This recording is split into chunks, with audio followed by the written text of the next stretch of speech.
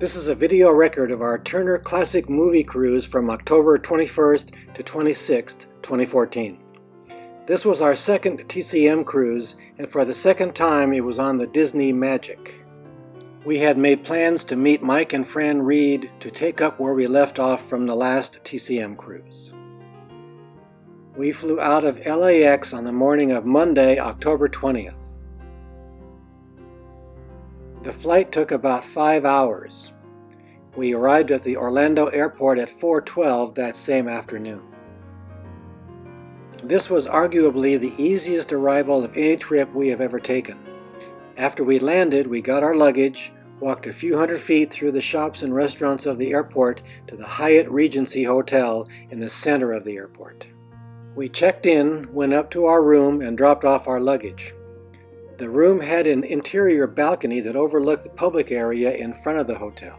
The crowd in the upper left of the picture was people waiting to go through the TSA screening on the way to their planes. We knew that Mike and Fran would not arrive until later, so we returned to the shops and restaurants area where we had dinner at this Macaroni Grill restaurant. Later that evening, we met up with Mike and Fran. They had not had dinner, so we accompanied them to the airport food court where they found something to eat.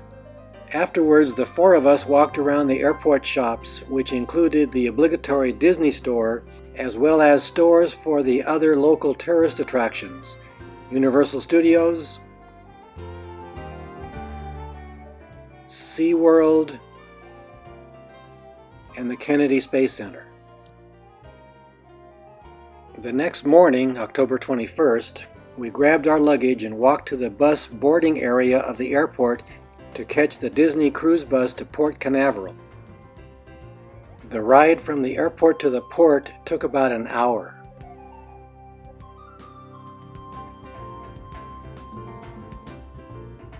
We arrived at about 11 o'clock that morning. After leaving the bus, we walked around to the round part of the terminal on the left. This was the main entrance of the terminal. After we were processed, we walked through the life-size set of Mickey ears and onto the ship. Our rooms were not ready, so we walked to the buffet restaurant called Carioca's and had lunch. After lunch, we went to our cabin to drop off our carry-on luggage. Later, we met back up with Mike and Fran and walked around to reacquaint ourselves with the Disney Magic. After the obligatory lifeboat drill, we walked to the top deck for the TCM sail-away party, where TCM host Robert Osborne introduced all of the celebrities on this cruise, including Ben Mankiewicz, the TCM on-air co-host. The first star to be introduced was Diane Baker. Here is a picture of how she looked in her most famous movie, Marnie. Next was Anne Blythe. Here is a younger picture of her, and here she is with Vic Damone in the movie Kismet. After that came Richard Dreyfuss, whose most famous role was in the movie Jaws.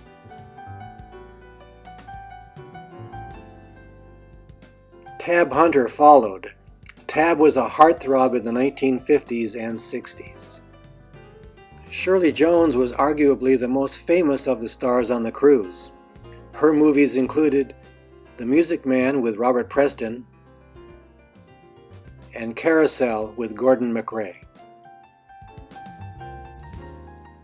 James Karen was the least famous of the celebrities on the cruise. His most important role was in the movie Poltergeist. Also on hand was Rory Flynn, the daughter of Errol Flynn. She was invited to talk about her famous father. A returning celebrity was Alex Trebek, the host of the TV game show Jeopardy! He was on our first TCM cruise and would reprieve as the host of movie trivia games that he would MC during the cruise. That night we attended the first of these games. After spending the evening with Mike and Fran, we retired to our cabin. That night the Magic would sail to our first destination, Castaway Cay, a private island owned by Disney. We arrived there on the morning of October 22nd, but it was not exactly a beautiful day. We got off the ship and posed with members of the crew dressed up as Disney characters. Disney offers many activities to do on the island, like riding bicycles, but most of these activities require an extra fee, which is probably the reason most people skip these options and just eat, swim, or lay on the beach. One interesting area of the island is this abandoned airstrip from World War II. To add to the ambiance, Disney has placed this old airplane next to the strip.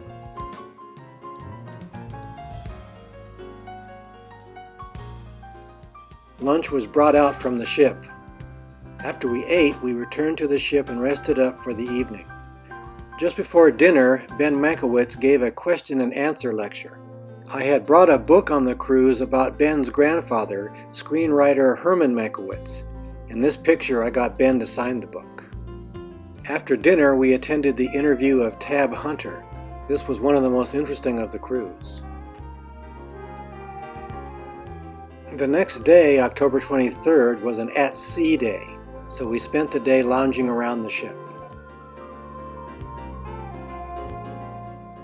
That evening, they had 3 interviews: Diane Baker, Shirley Jones, and Richard Dreyfuss. Later that night, they held a costume ball for the passengers. Mike, Fran, and her family had packed costumes from the 1930s, so they were able to dress appropriately. Fran had brought a few extra items and let Robin use them to dress up. Mike, of course, was his usual charming self. I can't think of anyone we know who is as much fun to be with than Mike. At the end of the ball, they put on a dancing show with professional dancers hired for this evening. The dancing was followed by fireworks. I think we got back to our cabin around midnight.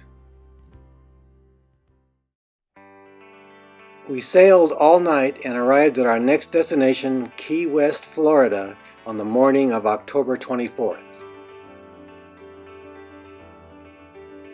The 6 of us, Robin and I, Mike and Fran, and her parents, had booked an excursion that included a ride into town. One of the many things I love about Mike is how easy it is to joke around with him.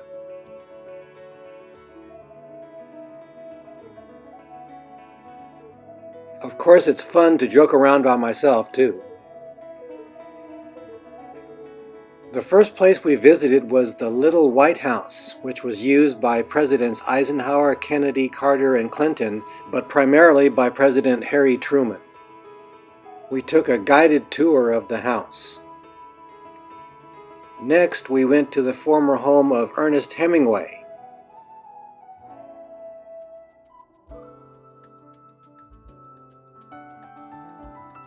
We got a guided tour of this house too. These 6 pictures chronicled his life from birth to death. Very interesting. This is the typewriter on which Hemingway wrote many of his most famous novels.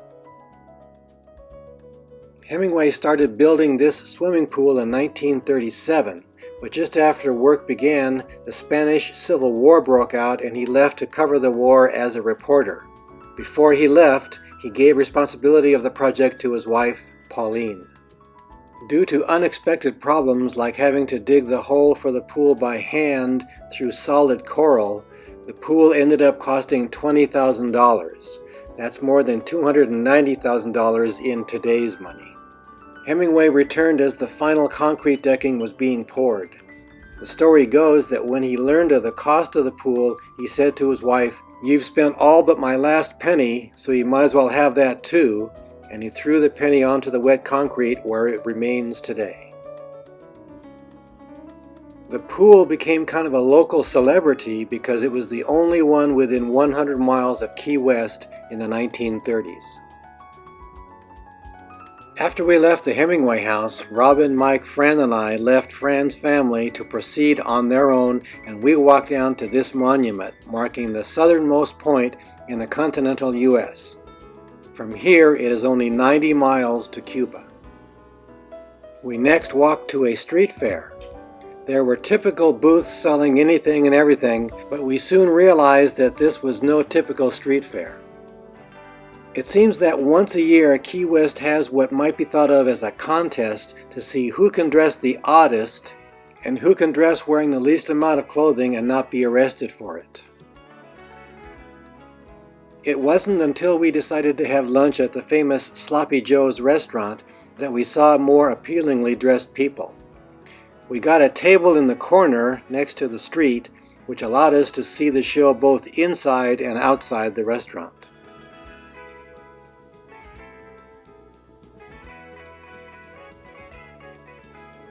Later, we realized that Fran's family had come into the restaurant. They were shocked and appalled. Not. When we returned to the ship, we noticed that someone had brought the actual boat from the movie African Queen. There was no explanation about who owns it or how it came to be placed on the pier next to the ship. That night, we attended the second movie trivia game with Alex Trebek. He is so different in person than he is on the Jeopardy TV show. He is very funny and knowledgeable about classic movies. He also drinks liberal amounts of wine. Later, we went to see the second interview with Shirley Jones.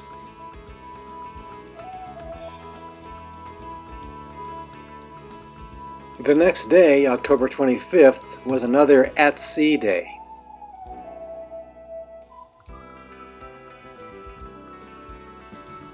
That afternoon, we went to see the Errol Flynn discussion with his daughter Rory. She was very informative.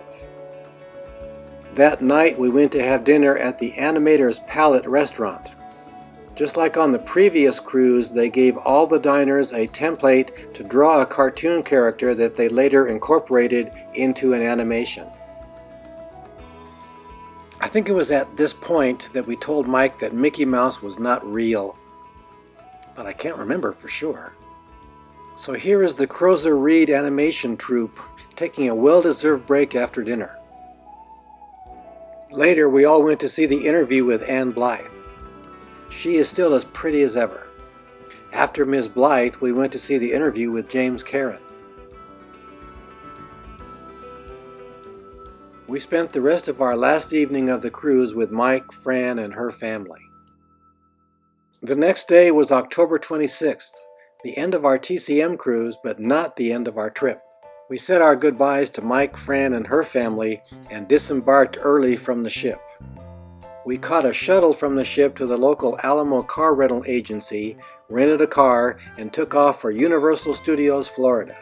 Our plan was to spend the day at Universal, then drive to our Disney World hotel that evening. We arrived just after Universal opened that morning. We decided to see the Wizarding World of Harry Potter first, since we knew they had added quite a bit to that area since the last time we were there.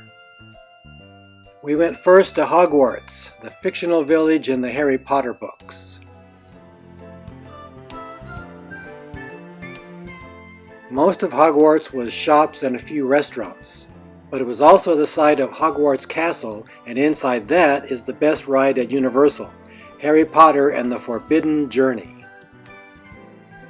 Before you can enter, they require everyone to place all of their personal items in a locker. If you get to the front of the line and still have any personal belongings, they will send you back and not allow you to resume your place in line. On the way to the ride, you pass through many exhibits that look like the Harry Potter movies. They really strap you in before the ride. The ride itself is quite violent with many twists and turns, but a definite must for anyone who does not have motion sickness. Next, we boarded the Hogwarts Express to ride to the newest section of the Wizarding World. The train travels about a half a mile, but instead of regular windows, they project images on the windows to simulate riding through the England of the Harry Potter books. We arrived at the next train station, which leads to a recreation of Diagon Alley from the Potter stories. The dragon on top of the building breathes fire every 10 minutes.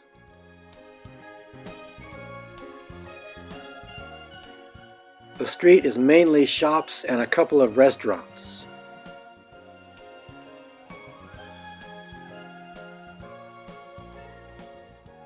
There is also one ride, Harry Potter and the Escape from Gringotts. The ride is much more tame than the Forbidden Journey ride, but it is still a good ride. At that time, Universal Florida had a version of the Blues Brothers, and Robin wanted to see it to show Clark. It didn't draw much of a crowd, so I expect that by this time it's probably gone. Later that afternoon, we left Universal and drove to the Art of Animation, which was the name of our hotel at Disney World. The room was certainly not fancy, but it was adequate. The next morning, October 27th, we got up early and had breakfast in the hotel cafeteria. Then we walked to the front of the hotel to board the Disney bus, which would take us to the Magic Kingdom. Disney has a really great transportation system. At each hotel, they have marked different bus stalls with the name of the park to which each will travel. That way, it would be difficult to board the wrong bus. Unlike the buses to the other parks, the bus to the Magic Kingdom takes passengers to the monorail stop on which they ride to the Magic Kingdom stop, and this is just a few feet from the main entrance. The weather that day was absolutely gorgeous, blue skies and warm temperatures. The timing was good too because everything was decorated for Halloween.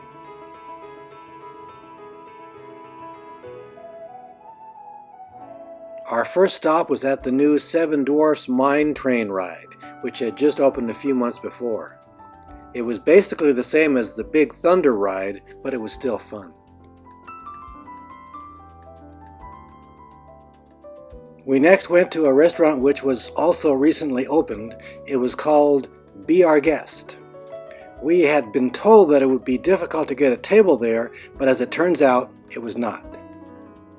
The motif was from the Beast's castle in the movie Beauty and the Beast.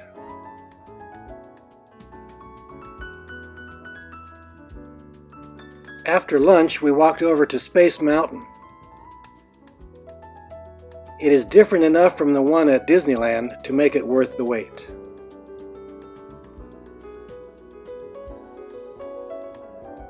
We decided to try out the Autopia ride. Just like everything else at the Magic Kingdom, the Autopia ride was bigger and better than the one at home. Next, for old time's sake, we sat through the Carousel of Progress.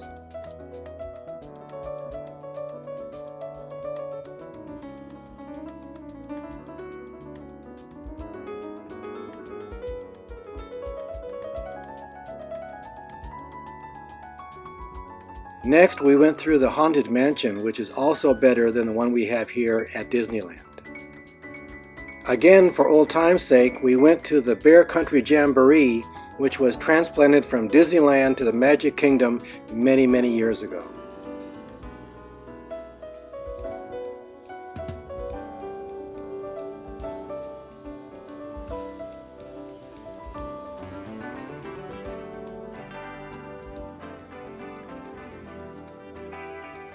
We stayed at the Magic Kingdom until about 10 o'clock that night.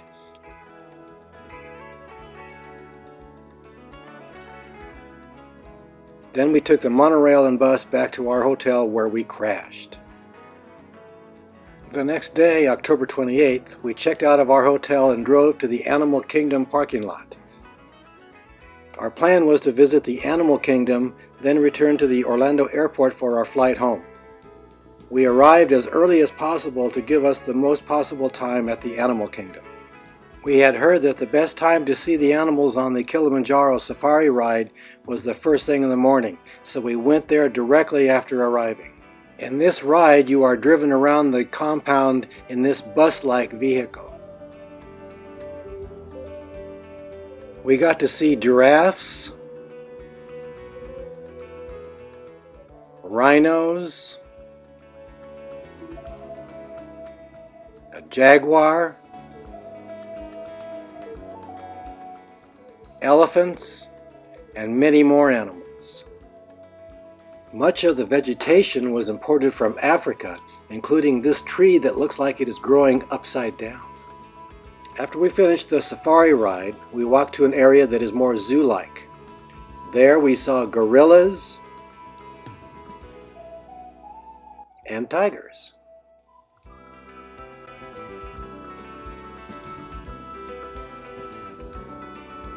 Later that afternoon, we returned to our car and drove to the Orlando airport.